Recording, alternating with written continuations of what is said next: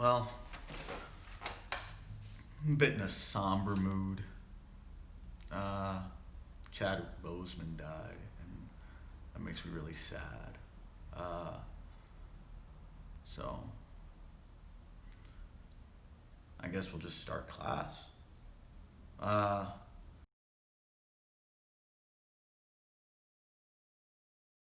so, I've already explained we're going to be dividing the semester up between genre and medium. So it's only right that we begin with definitions for the uninitiated. Genre, a category of artistic composition, as in music or literature, characterized by similarities in form, style, or subject matter. Medium,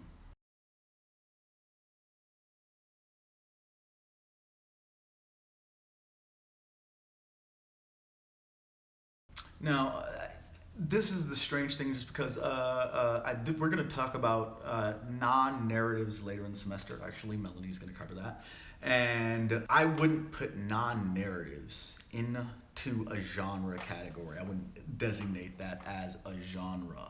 The non-narrative is more of an avant-garde. It is the ish, the and so genres primarily focusing on stories and how those stories are framed and cliches and things surrounding those, while non-narratives aren't necessarily concerned with story. But again, we'll go over that in more detail later in the semester. One of the things that we first confront with genre, and this is actually a feature that's more common in music, this kind of restrictive notion of the categorization of genre. This is something that I very commonly ran into music scenes, specifically punk rock and hip hop, where there was a constant desire to have the real hip hop, the real punk rock. Often genre had a value associated with, and I don't talk about genres in reference to value judgments. I don't think that there is the purest, real horror. Like, this is real horror. This is real comedy. All of that seems very none of my business or concern. So I wanted to make sure that we're framing genre in a very functional way that isn't based on some type of purity test. What I'm talking about when I'm talking about genre are two things. One is about you as an artist creating something with a solid foundation in recognizable cultural significant within a framework of cultural reference. You'll see cliches and tropes, and I only been talking about how stereotypes are developed out of these specific genres. We're functioning within a framework that is recognizable, and there is almost an immediate access point when a person walks into a narrative and it is framed in the context of a genre, and so you're able to communicate with that reader, that viewer, that listener, because they understand the baseline that you're functioning on as an artist. It's really functional. It gives you a nice starting point. The other, which is less appealing to most people, is marketing. Marketing is weird. A lot of people don't like to think of their artwork as a product being sold on a shelf, but when you take away a lot of the more massive chains, the narrative of a shelf isn't too bad, especially when you're talking about books. See, because a library, they need to know what your book is. I mean, you could just give them a book and they'll be like, what genre is this? And you'd be like, there is no genre in which this is associated with. Just put this in the new Rivals, and when it's no longer new, make a new shelf. And you could put this on its own shelf of its own genre, and then other books after this, because this is so unique and special, can join my shelf. But they'll know that I was the first. And, I'm not going to say you shouldn't have goals and set that marker really high. But as far as the conversations we're going to be having, focusing in on genre, we're going to focus in on existing genres. There are so many genres and subgenres that you will probably find a nice space to investigate and explore and make still very interesting work within the structures of a genre. So we're not, and I want to repeat, we're not doing a purity test. All genres are created equal, and we're going to explore them and see what they can do and see how they work with us. Another thing that I'm going to talk about is category and subcategory. Genre and subgenre, really, that's what I call it, you know. But the interesting thing about genre and subgenre is that usually is where things expand from. Now, I'm going to look at some literary references and some film reference for this one. So a little bit of outside of comics medium. And so if you look at science fiction, they have very specific expectations, you know, say something set in the future. There is technological advances that recontextualize the setting. But imagine if you were like, let's make a science fiction story, right? And make it like a detective science fiction story. And so we're going to use some film noir tropes in there, and we'll mix that into the batch. And suddenly you have cyberpunk, and there were 2 titles that came out at the exact same time that are accredited as being the source of the cyberpunk subgenre, that being the film Blade Runner or the novel by William Gibson, Neuromancer. And so these are the 2 places where they were like, we're talking about, you know, the advancement of technology intersecting with the development of corporate interference in American society. And so there's a dramatic disparity between the wealthy and the poor. And there is also an advancement in technology that allows the poor a certain degree of freedom outside of the contents of their reality. And advertisement is a big deal. Those are all the aspects of cyberpunk. And so you realize that often when we're looking at genres, the places that we investigate can often lead into these segues of like cyberpunk or steampunk or alternative types of punks within genres or new ways of investigating and reshaping stories. Looking at genres, we could explore those genres and the kind of landscape of that world and investigate beyond that and kind of help guide our readers into new spaces where we address specific issues. And as we move forward, we're going to touch on all of the different ways that genres seem to function. I do want to note that genres have developed in an organic way. So some of them have reputations surrounding what it means for the main character. It could be very singularly focused on a main character and their arc and their journey, maybe an epic. Specifically looking at the medium of comics, superheroes. Superheroes is a genre. It's not a medium. That's why you could have superhero films, you could have superhero comics, you could have superhero novels. But these superhero stories came out of comics, and those superhero stories started off with Superman. Superman was created by Jerry Siegel and Joe Shuster in the 1930s, 1936, I believe. I'll post a correction if I'm wrong. If I didn't post a correction, that means I was right.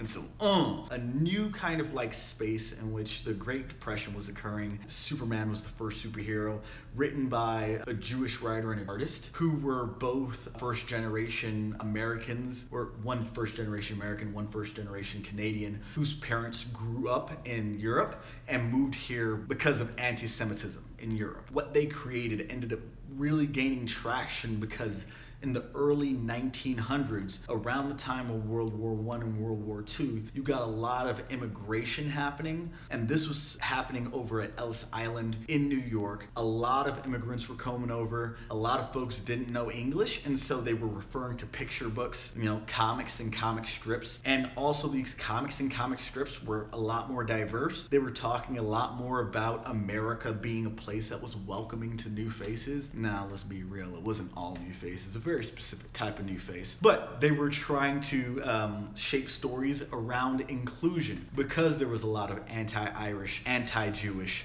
anti-non-white Protestant attitudes in America. And so Superman and a lot of superheroes found a space in the American narrative and became more organically accepted as we moved forward. And so you'll realize as a lot of the elements in the way these genres function are based in these really fascinating histories that force them into a position, like steampunk, like the superhero story. We are going to be exploring how the genres found their ways to the space and how to use that in the most effective way. Looking outside of comics, you might look at something like Stranger Things. In Stranger Things, by the way, this is one of those things where, like, if I was in a classroom, I'd be like, how many people saw Stranger Things? And like 2 of you would say something, and I'd be like, damn, I have to think of another metaphor. But now, since you're online, you could go and look at a trailer of Stranger Things and possibly watch an episode of Stranger Things, and then come back and continue this conversation and be like, yeah, I know what you're talking about. Anyways, in Stranger Things, they're able to take the framework of an 80s horror sci-fi and then set that 80s horror sci-fi in the time in which people would have viewed that type of film, and then subvert a lot of the expectations surrounding race and gender and creating something new and interesting that allows us to explore some of the less explored spaces in that time, and also contextualize a lot of the things going on because we have the hindsight of reflecting on certain backwards or absurd notions that weren't that crazy at the time. And then you get a little nostalgia kick for certain people. I'm sure many of you didn't get that kick out of it because it wasn't relevant, I guess, you know.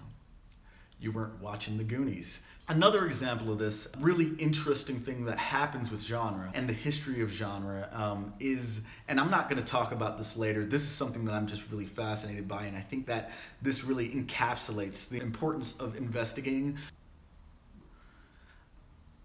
blaxploitation and kung fu. I find this utterly fascinating. The way this worked out is there were a lot of Chinese cinema that was being transported into America, and instead of making a new film, they could just dub over these foreign films, and they were predominantly screened in New York. And so when you would go into the theater in Harlem, you would see a back-to-back film with Enter the 36 Chambers back-to-back with Shaft. And after a while, there was this awareness of this relationship with these films, and you started getting stuff like Black Belt Jones, Coffee, and Jackie Brown, and Pam Grier movies. She always knew karate. And like all of a sudden in the black community, a bunch of folks started taking karate lessons because these wushu movies would be airing in Harlem back to black with these blaxploitation films. And the interesting thing that came out of it was, one, this huge, amazing mesh of culture that you could find in like a Wu-Tang album. A Wu-Tang being a certain like group of films, a lot of Shaolin monk movies and kung fu movies that would find themselves embedded in black culture, especially in New York. And then it becomes this other thing. At the same time though, you begin to get new stereotypes and new types of tropes surrounding the strong black woman, and new tropes surrounding these things that tend to, like, depending on what circle you are in, depending on what day of the week, could be quite negative. And so there is this cultural ephemera present that is now in this genre. And that's kind of how genres come into being. And so when you observe these spaces and you look at these cultural contexts, you get to really understand these new notions. I'd recommend several books. I'd recommend Bad Feminist by Roxane Gay. It's a fantastic look into pop culture in relationship to feminism. There's another book called Feminism and Pop Culture. And then also I'd recommend The Real Real by Bell Hooks, which is a fantastic series of essays where she basically gives film reviews. If I were to pick one chapter, check out Pulp Fiction. But as you look into different elements and aspects of pop culture in relationship to what's going on at the time, you get a different context of where these genres come from, where these stereotypes come from, where these tropes come from. And at some point, we begin to communicate using these things, but often challenging them at the same time, creating really interesting and dynamic conversations surrounding genre.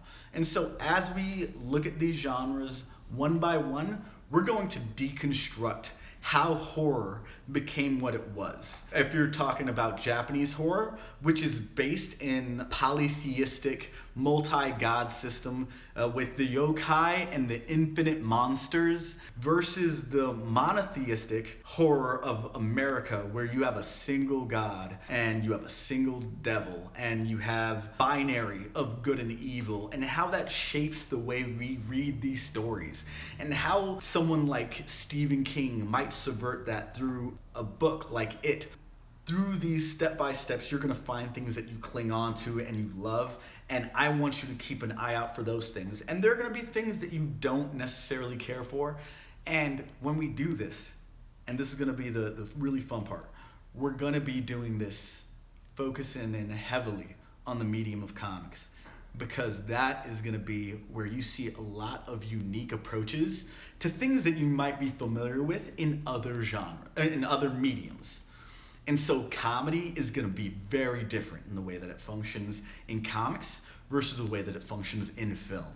Horror is going to be extremely different in the way that it functions in comics versus the way that it functions in prose novels.